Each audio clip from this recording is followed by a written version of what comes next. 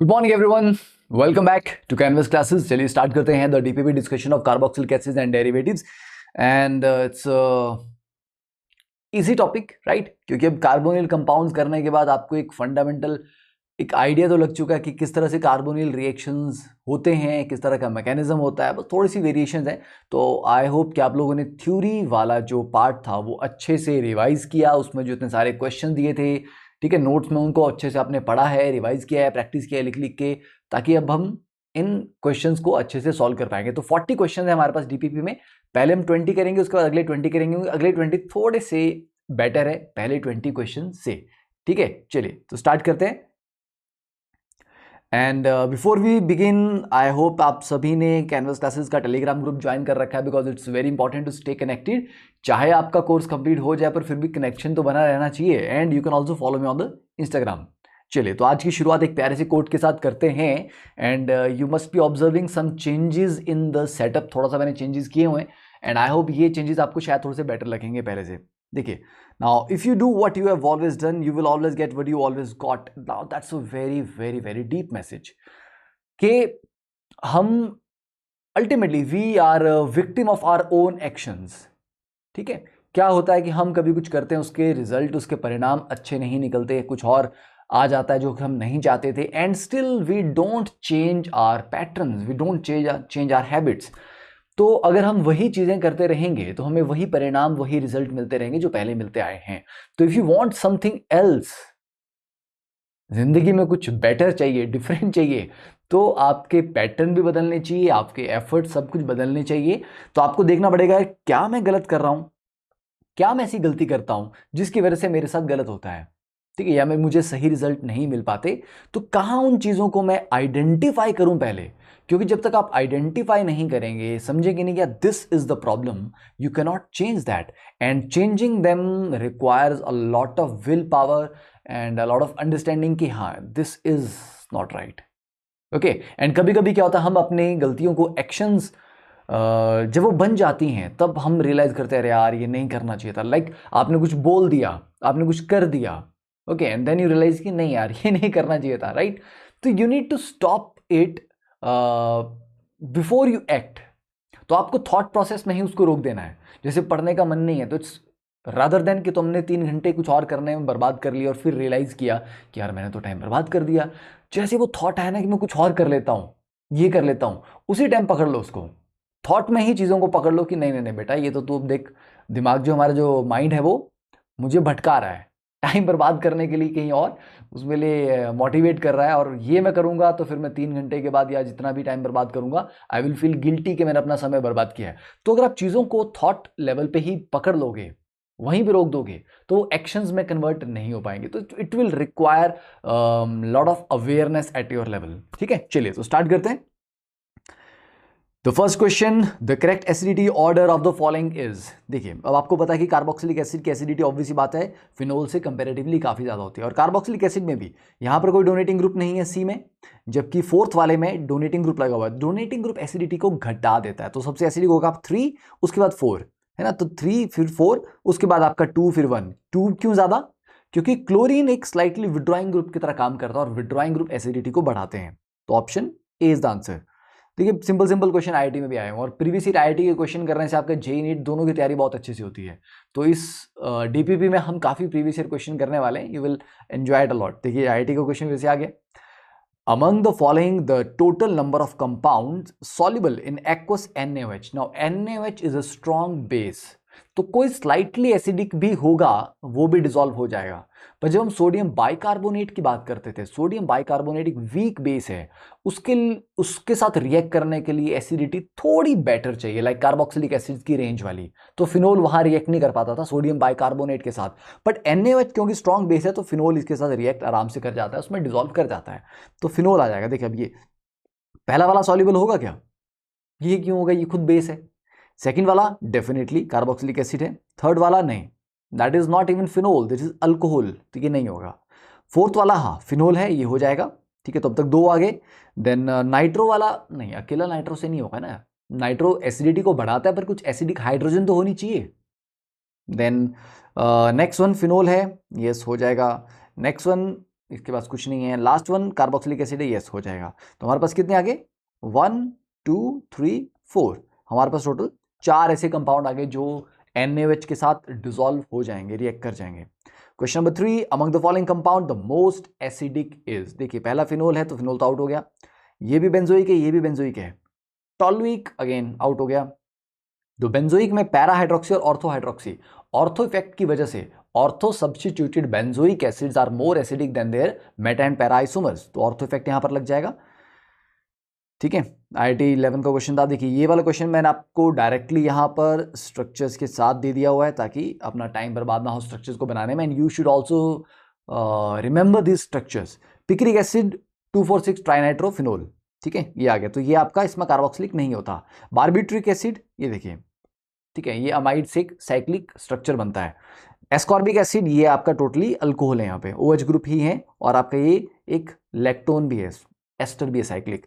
Aspirin, हाँ aspirin का structure आपने पढ़ा होता है।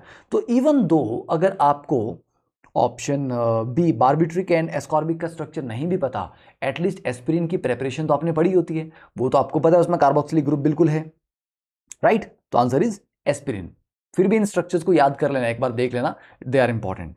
Next question number 5, the compound that does not liberate carbon dioxide on treatment with aqueous sodium bicarbonate solution is.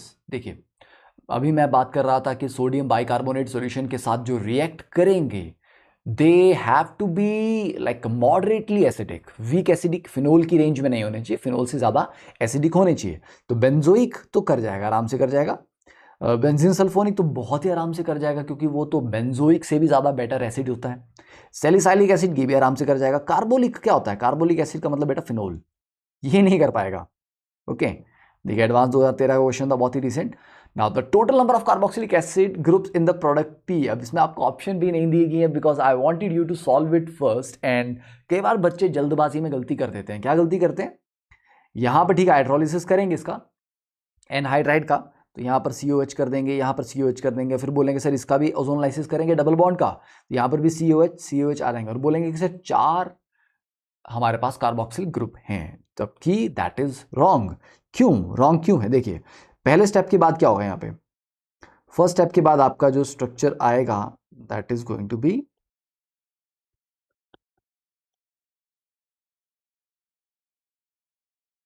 इसको ऐसे नहीं लिखते, इसको ऐसे लिखते हैं, ठीक है COH। अब मुझे बताइए कि ये बीटा कीटो एसिड है कि नहीं है, यहां पर बीटा कीटो एसिड है।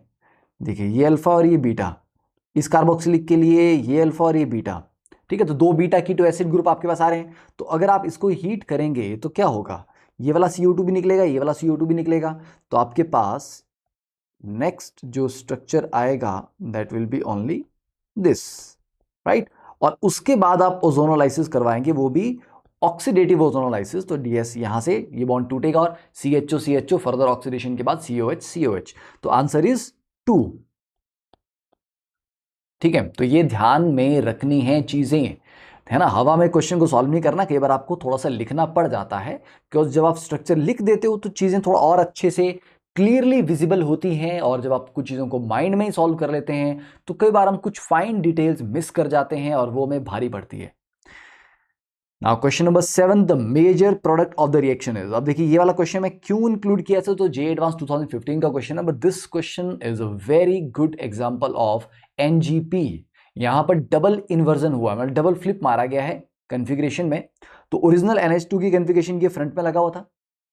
फाइनली आपको पता है कि RNH2 को जब हम NaNO2HCl के साथ ट्रीट करते हैं तो क्या होता है, पहले डायजोनियम सॉल्ट बनता है, और एलिफेटिक में वो डायजोनियम सॉल्ट अनस्टेबल होता है, तो वाटर एज ए न्यूक्लियोफाइल होगा, वो अटैक कर लेगा और ROH बन जाएगा। तो यू नो कि NH2 हटा के OH तो लगाना है, यहां पर भी लगाया इन्होंने चारों ऑप्शन में OH लगा दिया है, मतलब कंफ्यूजन छोड़ा ही नहीं है कि कहीं पर क्लोराइड भी लगा देते तो बच्चा थोड़ा सोचता कि यार OH लगेगा कि क्लोराइड लगेगा। उन्होंने बोल दिया कि बेटा लगेगा तो OH। अब तुम ये बताओ कि लगेगा कैसे, इट विल बैक साइड होगा, ठीक है, ये कहां पर होगा, यहां पर NH2 आएगा, तो पहली ऑप्शन तो हो गई, पहले ऑप्शन तो आउट हो गई, क्योंकि NH2 हट के OH लगता है ना। NH2 ऐसा नहीं कि कार्बोक्सिलिक को हटा के आप OH लगाएंगे, और D ऑप्शन भी आउट हो गया, तो आपको B और C में से चेक करना है। देखिए अब यहाँ पर होता क्या है, ये जो NH2 है इसका बन जाएगा यहाँ पे N2। चलिए इसको ड्रॉ करके देखते हैं थोड़ा सा। ये जो आपका है, ठीक है, ये N2 पॉजिटिव बन जाएगा यहाँ पे। फाइन। अब ये N2 पॉजिटिव जो बन गया ये निकलेगा, पीछे कार्बोकेटाइन बनाएगा, बट क्योंकि बगल में कार्बोक्सिलिक एसिड था तो उसके ऊपर जो ऑक्सीजन है दिस विल अटैक। कहां से? बैक साइड से। ये बैक अटैक करेगा ताकि N2 जल्दी निकले। तो that is like neighbouring group participation, internal यहां पर अटैक हो जाएगा। अब क्योंकि वो बैक अटैक हुआ था तो उसमें जो ज्योमेट्री है that is going to be inverted. ठीक है, इन्वर्ट हो जाएगी ज्योमेट्री। तो ये carbon double bond O, this is O H, इस पे पॉजिटिव। ठीक है, तो इस तरह से बन गया आपका। अब ये वाला जो बॉन्ड है this one, this is actually back attack हुआ है तो ये इस तरह से होगा। अब इसके अगले स्टेप में जो वाटर अटैक करेगा एज ए न्यूक्लियोफाइल, क्योंकि ये 3 मेंबर रिंग जो बना ये बड़ा स्टेबल तो बिल्कुल भी नहीं होता, इसमें स्ट्रेन है काफी, है ना। ये वाटर जो अटैक करेगा बैक साइड से, ये यहां अटैक करेगा तो फिर से बैक अटैक हुआ। ओके, तो देखो 2 बार उस पे बैक अटैक हुआ। तो पहले फ्रंट था, एक बैक अटैक से चीज बैक में आई, फिर से बैक अटैक हुआ तो फिर से वो फ्रंट में आया। तो फाइनली जो OH लगेगा that will be in the front. तो यहां पर 2 बार इन्वर्जन हुआ है, तो इसलिए ये क्वेश्चन इतना इंपॉर्टेंट था that I wanted to discuss it. Now 8th question, यहां पर we have included the mechanism as well, ताकि आपको पता लग जाए कि क्या होता है। देखिए, which of the following compound will not retain its oxygen atom when it is reduced by LAH। देखिए, एसिटाइल क्लोराइड की आप करते हैं तो यस वहां पर क्या बनता है, अल्कोहल आपका बन जाएगा। एसिटिक एसिड का भी अल्कोहल आपका बन जाएगा, एस्टर का भी अल्कोहल आपका बन जाएगा, राइट। Then N methyl ethanamide, amide का आपका क्या बनता है, अमीन बनता है। तो RCONH2 को जब आप LAH के साथ रिड्यूस करते हैं तो वो RCH2NH2 देता है। ठीक है, उसमें ऑक्सीजन नहीं होती। क्या मैकेनिज्म, क्या देखिए, पहले आपका यहां पर क्या होगा, जो LAH है वहां से H अपने सिग्मा बॉन्ड के थ्रू, मतलब एक तरह से आप H नेगेटिव बोल सकते हैं बट एक्चुअली बोलना नहीं चाहिए, दैट इज रॉन्ग। H अपने सिग्मा बॉन्ड के थ्रू यहां पर अटैक करेगा। क्यों? आप बोलेंगे सर यहां अटैक क्यों नहीं किया? क्योंकि बेटा नाइट्रोजन के पास जो हाइड्रोजन है वो एसिडिक है। क्यों? क्योंकि एक तो ये इलेक्ट्रोनेगेटिव नाइट्रोजन से जुड़ा हुआ है, दूसरा ये कार्बोनिल के अल्फा पोजीशन पे है, तो यहाँ जो नेगेटिव चार्ज आएगा वो आगे डीलोकलाइज भी होगा। तो ये जो एसिडिक हाइड्रोजन थी, कभी भी अगर आपके पास एक स्ट्रांगली बेसिक रिएजेंट है, वो एज ए न्यूक्लियोफाइल अटैक करने की जगह पहले एज अ बेस अटैक करना प्रेफर करता है। तो एज ए बेस अटैक करके इसने H पॉजिटिव को निकाला, ये नेगेटिव चार्ज जो आएगा वो मतलब अल्टीमेटली यहाँ जंप करेगा, फिर ये रेजोनेटिंग स्ट्रक्चर बन जाएगा। तो मैंने डायरेक्टली ये बना दिया, O नेगेटिव उसके साथ जो ALH3 था वो कंबाइन कर जाएगा। ठीक है, अब ALH3 कंबाइन कर गया। अब यहां से एक और H अपने सिग्मा बॉन्डेड इलेक्ट्रॉन्स के साथ इस कार्बन पे अटैक करेगा। क्यों? क्योंकि कार्बन ऑक्सीजन के बीच में पोलैरिटी है। ठीक है, यहां अटैक किया तो यहां पर बन गया CH, और ये वाला डबल बॉन्ड वापस से नाइट्रोजन के ऊपर शिफ्ट, तो N के ऊपर नेगेटिव चार्ज आ गया। अब ये ALH2O निकल जाएगा बाहर, ये निकल गया, और ये लोन पेयर वापस यहाँ पर जंप कर गया तो बीच में डबल बॉन्ड आ गया। तो मतलब ऑक्सीजन वाला जो पार्ट था वो हमने रिमूव कर दिया है, और कार्बन नाइट्रोजन के बीच में डबल बॉन्ड आ चुका है, तो उसकी फर्दर रिडक्शन होगी। एक और यहाँ पर H अपने सिग्मा इलेक्ट्रॉन्स के थ्रू अटैक करेगा कार्बन पे, और उसके बाद जो N पे नेगेटिव चार्ज आएगा वो वाटर से H उठाएगा और ये बन जाएगा। तो this is the mechanism, you can write it down, एक बार लिख के प्रैक्टिस करो, because if you don't practice is once, आपको याद नहीं रहेंगे। अभी आपको समझ आ जाएगा, हाँ सर ये हो गया, ये हो गया, ये हो गया, but if tomorrow day after tomorrow somebody ask you कि बेटा एक बार लिख के बताओ कैसे मैकेनिज्म होगा, तो आपको समझ नहीं आएगा किस स्टेप में क्या होना है, किसको किधर अटैक करना और किस स्पीशीज को हम रिमूव करेंगे किस स्टेप में। तो that is important. Question number 9, in which of the following reactions the number of carbon atoms is not reduced. Number of carbon घटने नहीं चाहिए प्रोडक्ट में। देखिए, electrolysis of sodium salt of monocarboxylic acid, तो RCOH को जब आप करते हैं तो आपका RR बनता है, राइट, ये बनता है ना, कोल्ड इलेक्ट्रोलाइसिस। तो RR में क्या है, नंबर ऑफ कार्बन एटम घटेंगे तो नहीं, बढ़ जरूर सकते हैं, घटेंगे तो बिल्कुल नहीं, क्योंकि R ग्रुप जो वो डबल हो जा रहा है, तो एक कार्बन तो निकलेगा आपका CO2 बन के, पर फाइनल प्रोडक्ट में क्योंकि चेन डबल हो जाती है, तो दैट मीन्स के at least number of carbon atom उतने तो मेंटेन रहेंगे, घटेंगे तो नहीं, बढ़ ही सकते हैं। इथेनामाइड का ब्रोमीन, देखिए RCONH2 को, ये हॉफमैन ब्रोमाइड आ गया, इसमें तो RNH2 बन जाता है, तो एक कार्बन तो उड़ जाता है, तो इसमें तो घट जाता है। Heating the beta keto carboxylic acid, उसमें भी CO2 निकल जाती है। Heating carboxylic acid in the presence of soda lime, उसमें भी सोडा लाइम डिकार्बोक्सिलेशन हो जाती है। तो ए ऑप्शन में नहीं रिड्यूस होगा, बाकी तीनों में रिड्यूस हो जाएंगे। Question number 10, the reagent that can be use to convert butane 2-ओन टू प्रोपेनोइक। देखिए ब्यूटेन 2-ओन है आपके पास, ओके अब क्योंकि ये कीटोन है तो कीटोन को तो आप ऐसे ही डायरेक्टली ऑक्सीडाइज नहीं कर पाओगे, एल्डिहाइड होता तो फिर ऑक्सीडाइज कर देते। और ये बोल रहा है प्रोपेनोइक 3 कार्बन का, तो ये 4 कार्बन का है, अपने को 3 कार्बन का चाहिए, तो ये वाला बॉन्ड तोड़ना पड़ेगा। तो ये क्या है, ये जो आपके पास CH3CO ग्रुप है, this is capable of showing haloform reaction, और हेलोफॉर्म रिएक्शन करने के बाद डेफिनेटली ये CHI3 प्लस ये आपको प्रोपेनोइक, मतलब पहले तो सोडियम प्रोपेनोएट देगा, फिर उसको आप एसिडिक मीडियम में डालोगे तो वो प्रोपेनोइक एसिड दे देगा। ठीक है, तो दैट इज हेलोफॉर्म रिएक्शन यहां पर यूज करना है। ठीक है, तो उसमें NaI नहीं लगता है, I2 लगता है NaOH के साथ, तो NaOI बोल सकते थे आप, not NaI। Now identify A B C and D, अरे चारों को बनाना है यहाँ पे। देखो now this is again very simple question. C3H5Cl उन्होंने कहा कि सैचुरेटेड भी है, मतलब no carbon double bond carbon, इसमें कुछ भी नहीं है।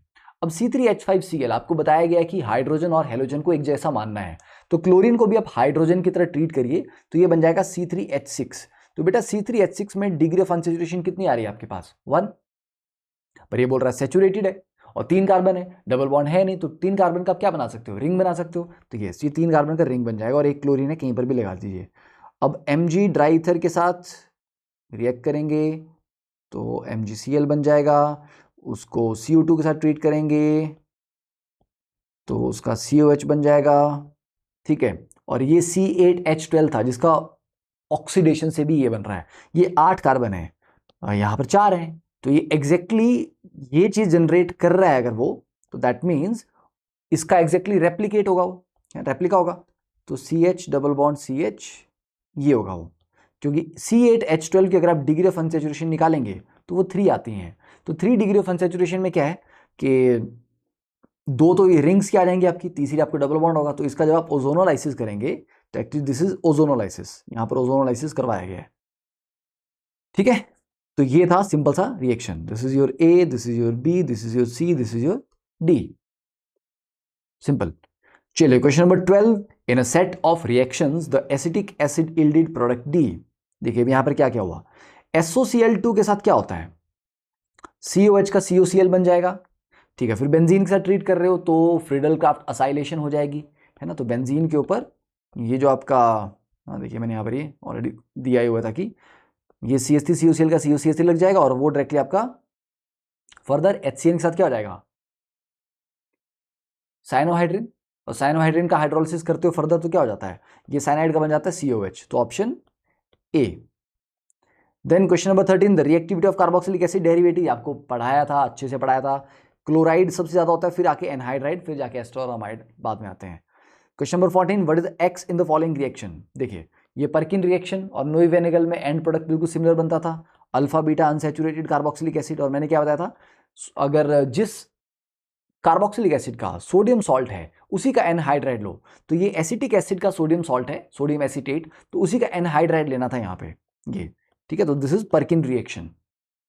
Then what is the product of the following reaction, देखिए डाई कार्बोक्सिलिक एसिड है और हीट कर रहे हो आप तो पानी निकलेगा, एनहाइड्राइड ही बनेगा, है ना, तो दिस विल बी एनहाइड्राइड। और कितने कार्बन है हमारे पास, 1 2 3 4 5, 5 कार्बन है, यहां से OH निकाल लो, यहां से H निकाल लो और जोड़ दो, तो 5 कार्बन का रिंग, मतलब 5 कार्बन और एक ऑक्सीजन बीच में आएगी, तो ये तो देखिए 4 कार्बन का है ना, यहाँ पर तो 4 है, हाँ नीचे वाले में 5 है, तो D ऑप्शन। ठीक है, तो सिंपल डाई कार्बोक्सिलिक एसिड था, हीट किया आपका, पानी निकलेगा और एनहाइड्राइड बन जाएगा। Question number 16, the calcium salt of which of the following acid on dry distillation yields 2,4 dimethyl pentane 3 own. Okay 2,4, चलो पेंटेन 3 ओन बना लेते पहले, ये 2,4 डाइमिथाइल, ओके। तो अब ये अगर आपको बन रहा है वो भी कैल्शियम सॉल्ट के ड्राई डिस्टिलेशन से, तो डेफ मीन्स कि ये वाला जो ग्रुप था ये था ऑलरेडी एग्जिस्ट करता था उसमें। ठीक है, तो ये किससे बन सकता है, ये आपका बन जाएगा,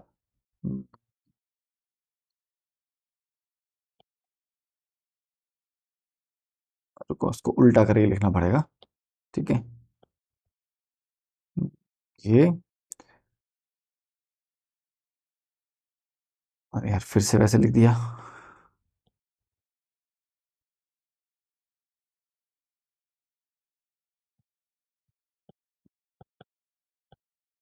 ये आ जाएगा yes this one.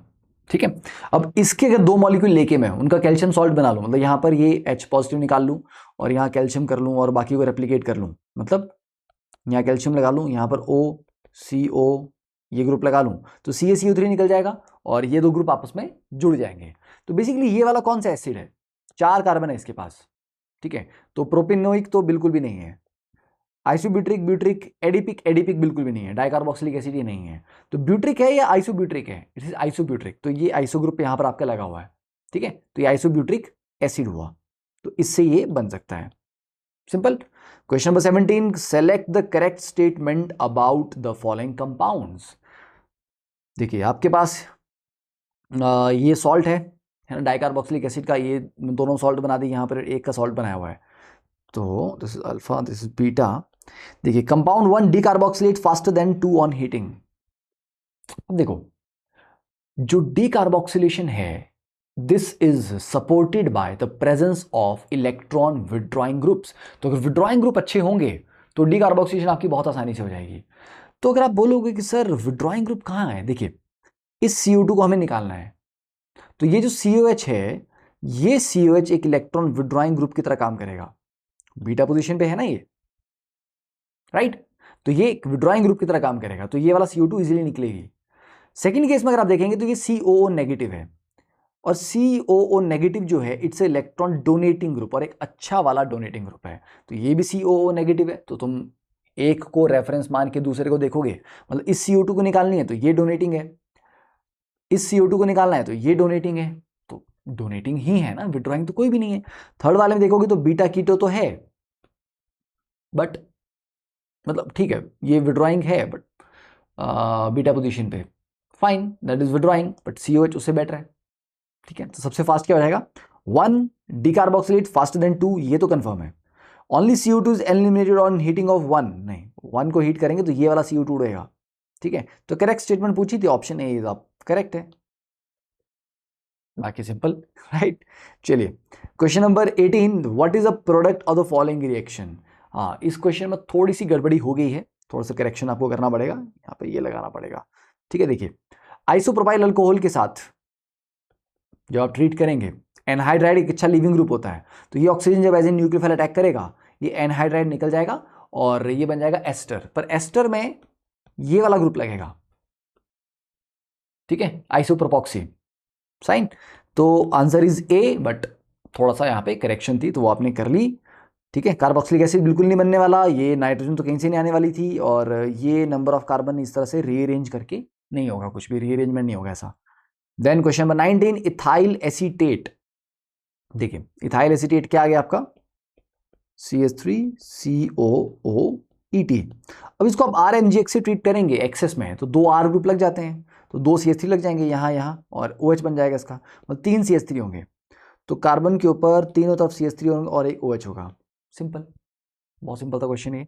Question number 20, when propionic acid is treated with aqua sodium bicarbonate, CO2 कहाँ से आती है बेटा, CO2 मैंने आपको बताया था वो बाइकार्बोनेट आयन से आता है, कार्बोक्सिलिक एसिड से नहीं आता। ठीक है, वो बाइकार्बोनेट से आता है, ये आपको याद रहना चाहिए।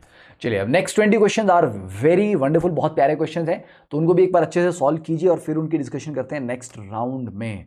एंड आई होप आपको ये कोर्स अच्छा लग रहा होगा, आपका रिवीजन भी अच्छा हो रहा है और आपकी प्रैक्टिस सही हो रही है, आपकी ऑर्गेनिक स्ट्रांग भी हो रही है। And in the coming time we will be coming with a lot of और भी कुछ नए अमेजिंग कोर्सेज हम लेके आएंगे, तो keep spreading the word about canvas classes, keep telling your friends your juniors about canvas classes, कि बहुत सारे कोर्स मिलेंगे और ऐसे प्यारे प्यारे कोर्स आपको मिलने वाले हैं। क्लेडन का के ऊपर एक ऑर्गेनिक केमिस्ट्री का कोर्स आने वाला है जिसमें हम पूरी क्लेडन, यस मतलब NMR वाला वो पार्ट तो नहीं पढ़ेंगे और बाकी सारा का सारा क्लेडन को हम रिवाइज कर लेंगे, तो that is going to be beneficial for दो स्टूडेंट्स जो एडवांस लेवल की ऑर्गेनिक केमिस्ट्री पढ़ना चाहते हैं but they don't have that much of time, कितनी बड़ी बुक को हम बिल्कुल स्टार्टिंग से लेकर एंड तक पढ़ दें, क्योंकि आप डायरेक्टली उस बुक को स्टार्ट नहीं कर सकते हैं, है ना, आपका एक बैकग्राउंड होना चाहिए ऑर्गेनिक केमिस्ट्री में। और कई बार क्या होता है कुछ चीज़ें लिखी होती हैं बट उसको समझने के लिए आपके एक बैकग्राउंड, एक कॉन्टेक्स्ट जरूरी है। तो when I will be explaining the topics, okay, the content of that book, तो हम ये भी करेंगे कि उस एक जो चीज़ एक्सप्लेन की जा रही है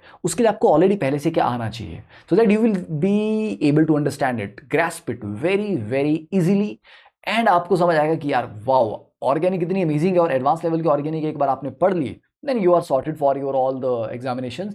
फिर चाहे आप जे एडवांस की बात करें, आप किसी और एग्जाम की बात करें, मतलब कहाँ पर भी ऑर्गेनिक पूछी जाती है फंडू लेवल की, उसके लिए आप तैयार रहेंगे। ठीक है, चलिए, तो see you in the next lecture, keep spreading the word, bye.